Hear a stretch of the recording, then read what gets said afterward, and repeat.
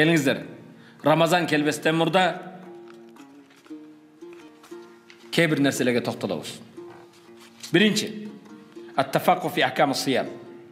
Орозонун өкүмдөрүн жакшы билишибиз керек. Ибадаттар бардыгы аят, хадис, далилдердин үстүндө турат.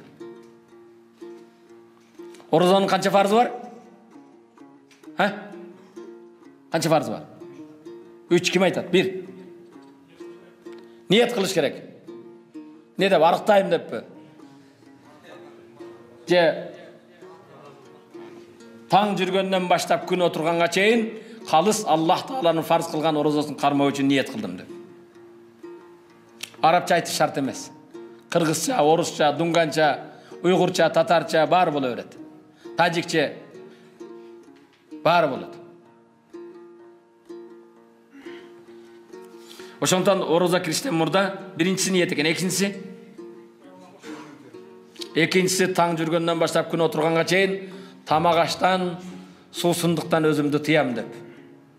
Адал болгон сууң, булактын суулары. Адал болгон тамак ашыңдан өзүңдү тыясың. Үчүнчүсү,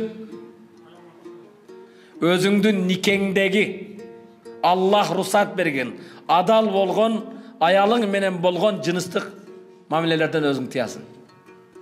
Ооз ачарга чейин. Ооз ачкандан кийин болот ал. Тарабыдан кийин. Кээ-бирлер ушундай билбейт экен.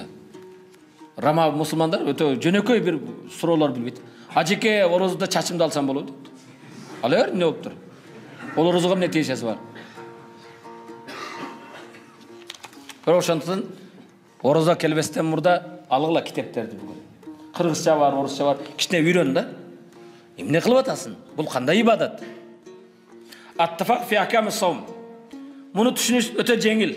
Айрыкча ушул заманда бүгүн колуңда телефонуң бар, интернет, башка борбордук мечиттин айланасына барсаң канчалаган кыргызча китептер. Экинчиси, негизи бул биринчи болуш керек да. Мен айткан тема ат-таубатун насух.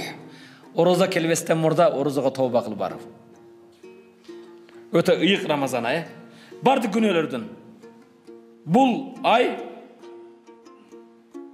Аллах менен бенден арасында мамилебизди оңдошубуз керек. Рамазанга тооба кылып истигфар айтып. Бирок итият бол. Бир ганда орозодо тооба кылган бенделерден болуп калба.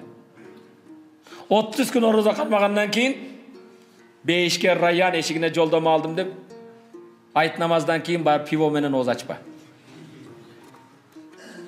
Көбүлөр ошондой. Рамазан чыкты дейт дагы, вперед дейт. Баян карасаң орозодо машалла тарабыда турган, хатымда турган, жамаатта турган, ороздан кийин көрсөң барып атын өчкөр арактын пивонун жанында тамекисин тартып түтүнүн астына отурат. Же картаны ойноп отурат. Андай болбош керек.